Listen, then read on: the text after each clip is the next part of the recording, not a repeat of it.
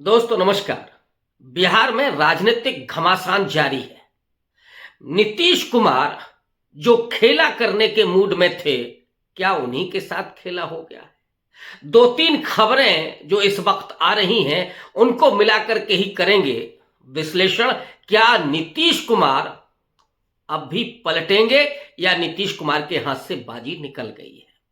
दरअसल दो बड़ी खबरें आ रही हैं। पहली खबर है 6 तारीख को अमित शाह जो पटना पहुंचने वाले थे, संभवतः उनका दौरा रद्द हो गया है क्योंकि अभी तक पटना में कोई सरगर्मियां नहीं दिखाई पड़ रही हैं। दूसरी तरफ जो नीतीश कुमार खेला करने के मूड में थे, उनके ही साथ खेला हो गया। दरअसल नीतीश कुमार ने कल एक प्रेस रिलीज जारी की और उस प्रेस रिलीज में जो बयान है नीतीश कुमार का कि वो कहीं नहीं जाने वाले, वो जहां हैं वहीं ठीक हैं। नीतीश कुमार को कवर करने वाले ढेर सारे पत्रकार ये कह रहे हैं कि ये प्रेस रिलीज तब जारी हुई जब नीतीश कुमार सो चुके थे। तो क्या नीतीश कुमार के अगल बगल वालों ने ही नीतीश कुमार के साथ खेल कर दिया है? यही वजह है कि जो तेजस्वी यादव लगातार अपने चाचा पर अटैक कर रहे थे, वो एक बार फिर से आक्रामक हो गए। बीच में थोड़े शालीन हुए थे, शांत हुए थे, लेकिन तेजस्वी यादव ने आज फिर से उस बात को दोहराया कि नीतीश कुमार टायर्ड हो चुके हैं, थक चुके हैं और उन्हें कुछ रिटायर्ड अफसरों ने घेर रखा है। दिल्ली में बैठे कुछ उनके लोग और पटना में बैठे हुए कुछ उनके लोग सरकार चला रहे हैं। बीजेपी के साथ मिलकर के नीतीश कुमार को एक तरह से बंधक बनाया हुआ है और वो कोई फैसला नहीं ले पा रहे हैं। क्या ये फैसले की चिंता तेजस्वी के यादव को वही थी जो नीतीश कुमार लेने वाले थे? तो क्या खेला अब खत्म हो चुका है? क्या नीतीश कुमार के हाथ से बाजी निकल चुकी है और अब पटना में कोई और सरगर्मी नहीं होने वाली है? यही वजह है कि तेजस्वी यादव की पार्टी आरजेडी की तरफ से ट्वीट किया गया है, अब की बार तेजस्वी सरकार। जबकि जो प्रगति यात्रा चल रही है, उस प्रगति यात्रा में नीतीश कुमार की पार्टी यानी जेडीयू की तरफ से लिखा गया था 25 से 30 फिर से नीतीश। तो इसी खबर की करेंगे पड़ताल कि क्या अब सारी उम्मीदें खत्म हो चुकी हैं या फिर नीतीश कुमार आखिरी वक्त में कोई ऐसी चाल चलेंगे जिससे चाहे चाणक्य हो या फिर नरेंद्र मोदी उनको चारों खाने चित करेंगे। दरअसल पिछले 7 दिन से लगातार बिहार में खेला होने की चर्चा हो रही थी और ये चर्चा सिर्फ यूट्यूब पर ही नहीं थी बल्कि मेनस्ट्रीम मीडिया में भी जोरों पर थी। मेनस्ट्रीम मीडिया के बहुत सारे चैनल्स ने तो यहां तक दावा कर रखा था कि नीतीश कुमार बहुत जल्दी पलटने वाले हैं, यानी नीतीश कुमार तेजस्वी यादव के साथ मिलकर, कांग्रेस पार्टी के साथ मिलकर के नई सरकार बनाने जा रहे हैं, यानी फिर से वो मुख्यमंत्री पद की शपथ ले सकते हैं। जब वो राजभवन गए थे तब भी बहुत सारे चैनल्स ने चला दिया था कि वो राज्यपाल को इस्तीफा सौंपने गए हैं, लेकिन हालात ये नहीं थे, स्थितियां कुछ और थीं। और नीतीश कुमार के बारे में मैं कहता रहा हूं कि नीतीश कुमार बिहार की राजनीति के बिस्मार्क हैं। नीतीश कुमार बहुत सोच समझ के कदम उठाते हैं। नीतीश कुमार तभी कोई फैसला करेंगे जब बाजी उनके हाथ में होगी और इसीलिए नीतीश कुमार इस समय शतरंज की भाषा में कहें तो वो घोड़े वाली चाल चल रहे हैं, ढाई घर। और पहला कदम जो उनका है कि पहले जहां पर हैं, जिस एनडीए में हैं, उस एनडीए को आश्वस्त रखा जाए और फिर अगली चाल यानी दूसरे घर की चाल वो महत्वपूर्ण होगी और आधा घर चल करके सीधा शह नहीं फिर मात दे देना, ये नीतीश कुमार की राजनीतिक कला है, राजनीतिक कार्यप्रणाली है। और नीतीश कुमार क्या वही करने वाले हैं? तो कल जो प्रेस विज्ञप्ति जारी हुई, लोगों का मानना है कि प्रेस विज्ञप्ति तब जारी हुई जब नीतीश कुमार सो चुके थे। लेकिन मुझे ऐसा लगता है कि ये हालात नहीं है। नीतीश कुमार ने बहुत होशो हवास में और सोच समझ करके ये प्रेस विज्ञप्ति जारी की है। अगर इसकी भाषा पर जाए तो भाषा बेहद संतुलित और सधी हुई है। भाषा में आरजेडी पर कोई अटैक नहीं है। हालांकि आज उन्होंने जब प्रगति यात्रा में थे तो महिलाओं से जुड़ी हुई एक बात कही कि पहले महिलाएं इतनी समृद्ध और इतनी खुश नहीं थीं जो आज हैं। लेकिन आरजेडी और जंगल राज का जिक्र नहीं किया नीतीश कुमार ने। यही संकेत बताते हैं कि अभी कुछ उम्मीद बाकी है और नीतीश कुमार के दोनों हाथों में गेंद है। एक तीसरी जो गेंद है वो हवा में है। तो नीतीश कुमार अभी कोई खेल खेल सकते हैं, इसमें कोई तो राय नहीं है। और इधर जो हो रहा है, तेजस्वी यादव के जरिए तेजस्वी यादव ने अब सीधे मोर्चेबंदी कर दी है।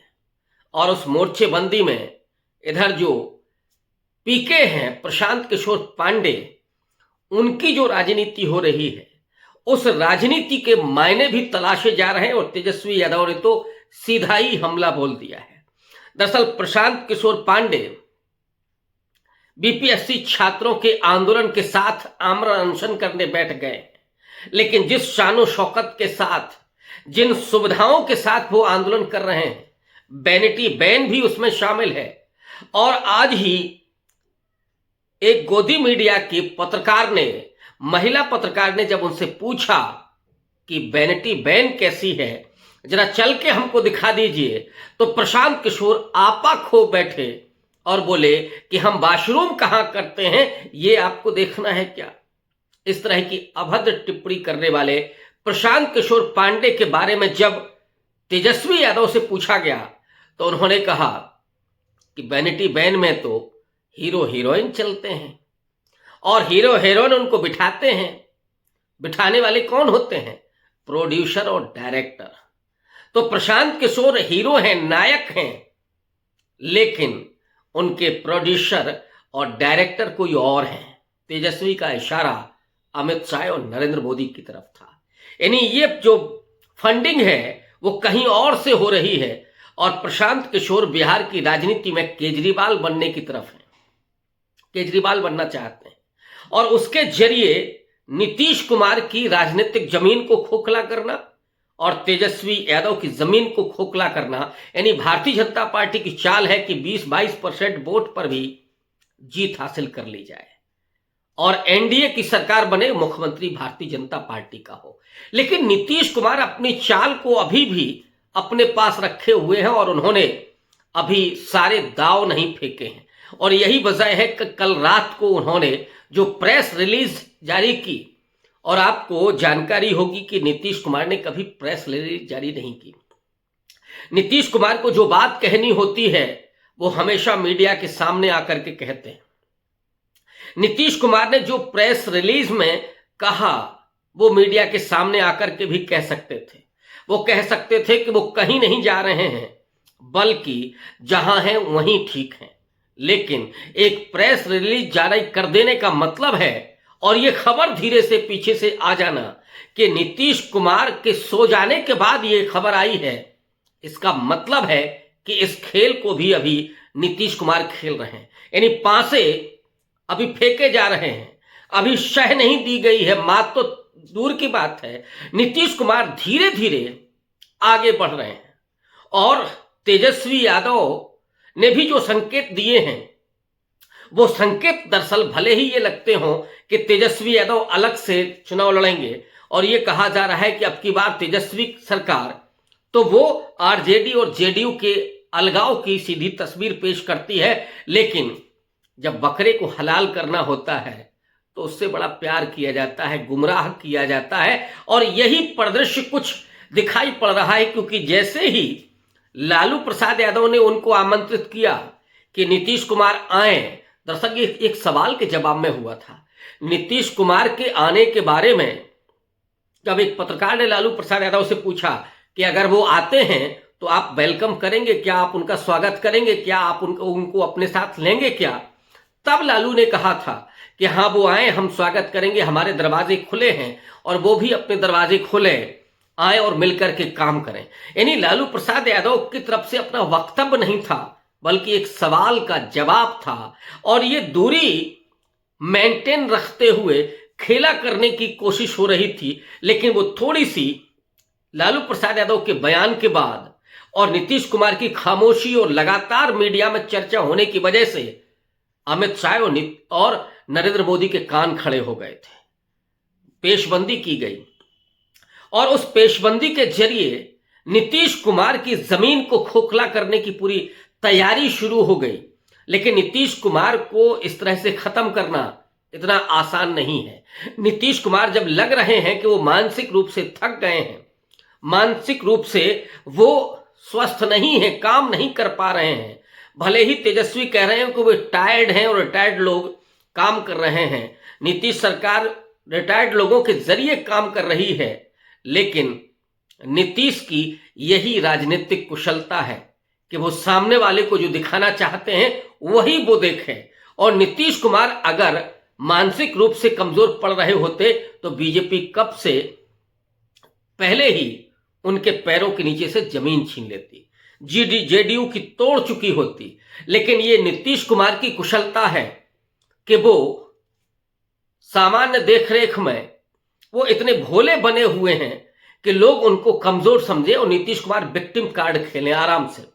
और जब भी उनको पलटना हो तो अभी उनके पास बड़ा मौका है। एक बड़ा आक्षेप अभी है कि डॉक्टर अंबेडकर का अपमान करके नीतीश कुमार ने ठीक नहीं किया और माफी भी नहीं मांगी। ये तुरुप का इक्का तो उनके पास है ही, लेकिन अभी ये बताए रखना कि वो कहीं नहीं जा रहे हैं, ये नीतीश कुमार के लिए जरूरी, उनकी राजनीति के लिए जरूरी है, ताकि मोदी और शाह का एजेंडा कामयाब ना हो, नीतीश कुमार की जमीन को इस तरह से न खोखला किया जाए। ये इंतजार है उस वक्त का जब सारी बाजी अपने हाथ में हो, और नीतीश कुमार वही खेल कर रहे हैं कि कैसे जब बाजियां अपने हाथ में आ जाएंगी तो फिर खेल को पलट दिया जाएगा। इसलिए मेरा मानना है कि बिहार में अभी खत्म नहीं हुआ है खेल, तमाशा जारी है, तमाशे का पटाक्षेप अभी होना बाकी है, और इस तमाशे में जो खलनायक हैं वो सामने आएंगे। अभी वो पृष्ठभूमि में हैं, अभी वो दिखाई नहीं पड़ रहे हैं, और जो गेम चल रहा है उस गेम में जितने नीतीश कुमार कमजोर और भोले दिख रहे हैं उतने वो हैं नहीं। असल में जिसे देशी भाषा में कहा जाता है ना कि बने रहो पगला, काम करे अगला, नीतीश कुमार वही खेल कर रहे हैं। मौका मिलते ही वो दोनों गुजराती चाणक्यों को धूल चटाने की जुगत में नीतीश कुमार है। बस मौके की तलाश है, और आप देखते जाइए कि बिहार में खेला तो होके रहेगा। शुक्रिया, धन्यवाद।